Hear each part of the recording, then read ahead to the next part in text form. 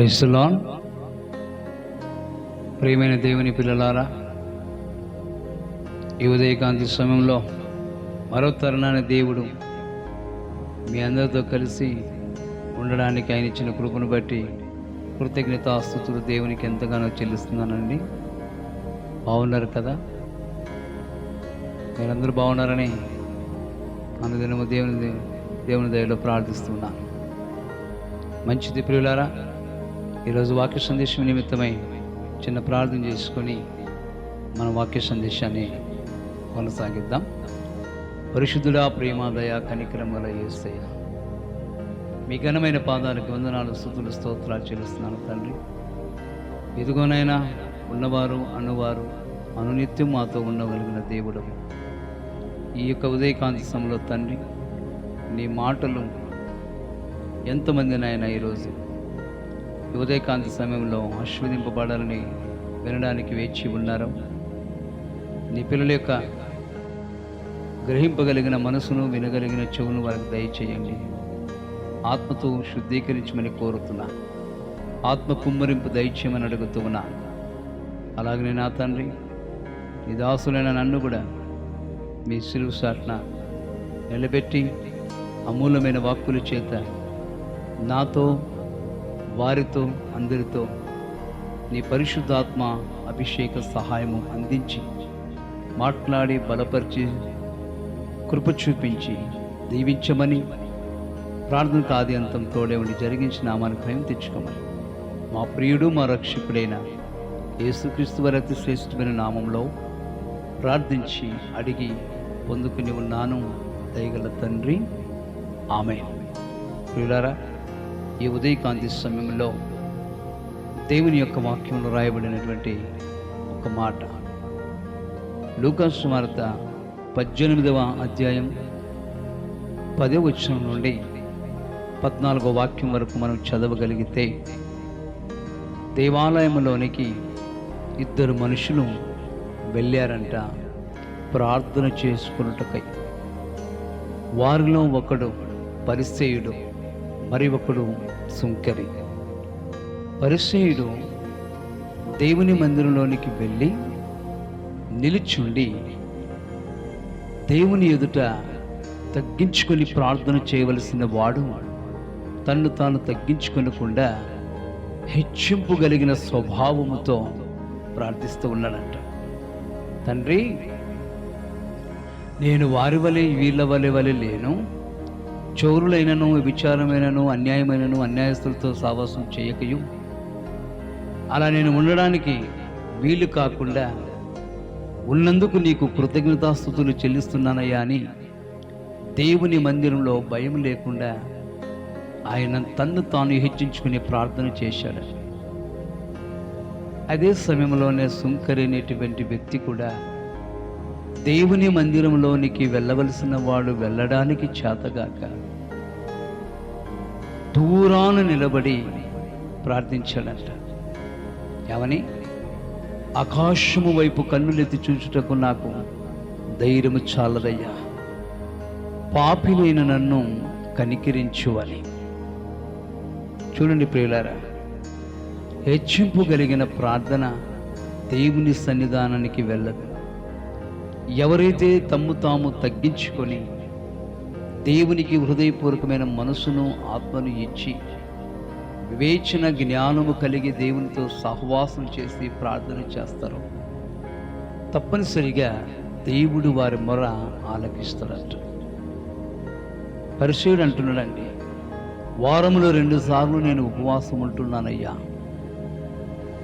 నాకు వచ్చినటువంటి రాబడి అంతట్లో 10వ భాగము, 10వ భాగముగా నీకు తీసి నేను ఇస్తున్నానయ్యా, నన్ను దీవించు అని ప్రార్థన చేస్తున్నానంట.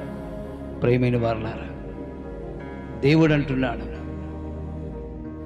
వచ్చే రాబడి అయినా, 10వ భాగమైన, భక్తి అయినా, యథార్థత అయినా, నీతిమంతతనమైన అన్నిటినీ ఆయన చూస్తూనే ఉన్నాడు కదా.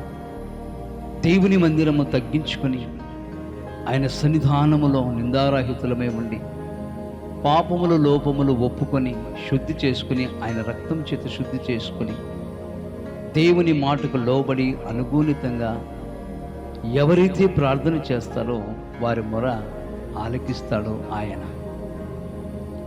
ఇది దేవుని మందిరం అనే భయం లేకుండా చేసినటువంటి దానికి పరిసయ్యుని ప్రార్థన అంగీకరించబడలేదండి. సుంకరి పాపాత్ముడే కావచ్చు, లోపాలు ఉన్నవాడే కావచ్చు, కానీ నా ప్రియమైన దేవుని జనాంగమా, సుంకరి దేవుని మందిరంలోకి వెళ్ళి తన్ను తాను తగ్గించుకొని, తన్ను తాను పరీక్షించుకొని, తన్ను తాను దేవునికి సమర్పించుకొని నిలబడి ఆయన ప్రార్థన, చిన్న ప్రార్థన చేశాడు. ఏమని? ఆకాశము వైపు కన్నులెత్తి చూసుటకు నాకు ధైర్యము చాలదయ్యా, పాపినైన నన్ను కరుణించు అని చేశాడు. ప్రేమైన వారులారా, ఆత్మదేవుని స్వరం మందిరంలో వినబడిన మాట ఏంటంటే, ఇతని కంటే ఈ సుంకరి, పరిసయ్యుని కంటే సుంకరి చేసిన ప్రార్థన నేను అంగీకరించి ఉన్నాను అని దేవుని ఆత్మ అక్కడ పలికినట్లుగా చూస్తున్నాం ప్రియులారా. కారణం ఏమిటంటే, తన్ను తాను హెచ్చించుకున్నవాడు తగ్గించబడతాడు, తన్ను తాను తగ్గించుకున్నవాడు హెచ్చింపబడతాడట. నిజంగానండి, తగ్గించుకున్న వారి ప్రార్థన, తగ్గించుకొని జీవించే వారి యొక్క మొర, తగ్గించుకొని జీవించే విధేయత కలిగినటువంటి వారి విశ్వాసం, దేవుడు వారిని అధికముగా ఆశీర్వదిస్తాడట. మరి ఈ రోజున చాలామంది దేవుని మందిరానికి వెళ్తూ ఉంటారు. ఈ రోజుల్లో ప్రార్థన జీవితం ఎలా ఉన్నది? సుంకరి వలె ఉన్నదా? పరిసయ్యుని వలె ఉన్నదా? పరిసయ్యుని వలె ఉండగలిగి ఉంటే దయచేసి అలాంటి స్వభావాలు మానుకోవాలని ప్రభు పేరిట మనం చేస్తున్నాం. ఎంతకాలం అలా ఉండి గౌరవించి ప్రార్థన చేసినా దేవుని యొద్దకు వెళ్ళవు ప్రియులారా. సుంకరి వలె మన జీవితాలు ఉండాలి.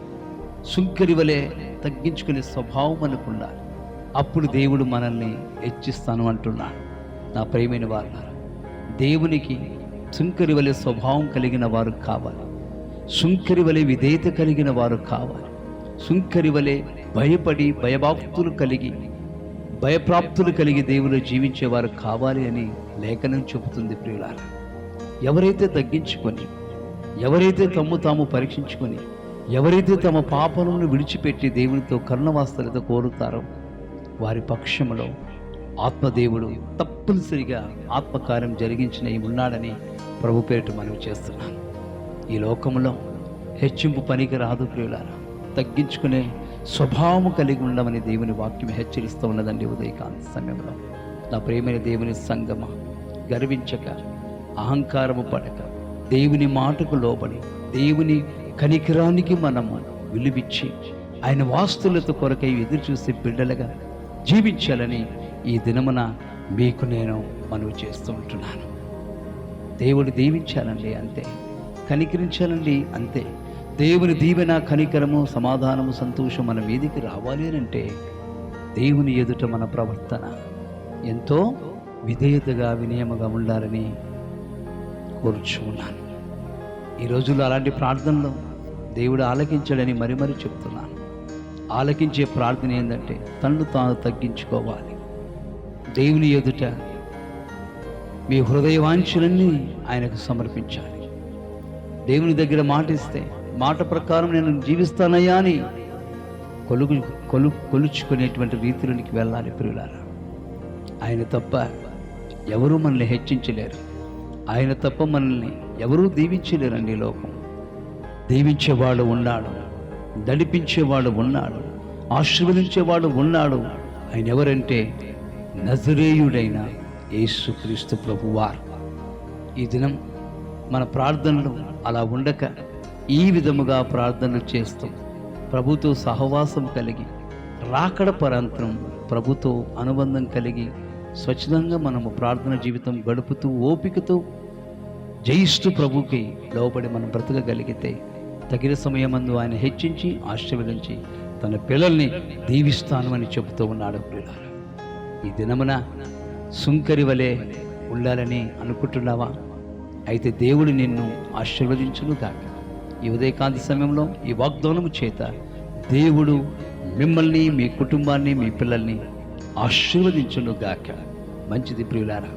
ప్రభు చిత్తమైతే రేపు ఉదయం కాల సమయంలో మరలా మనం కలుసుకుందాం. అంతవరకు దేవుని నిత్య సన్నిధి మీకును నాకును మనందరికీ ఆత్మదేవుని కాపుదల తోడై ఉండి ఆశీర్వదించి నడిపించును గాక. ఆమేన్. మంచిదండి.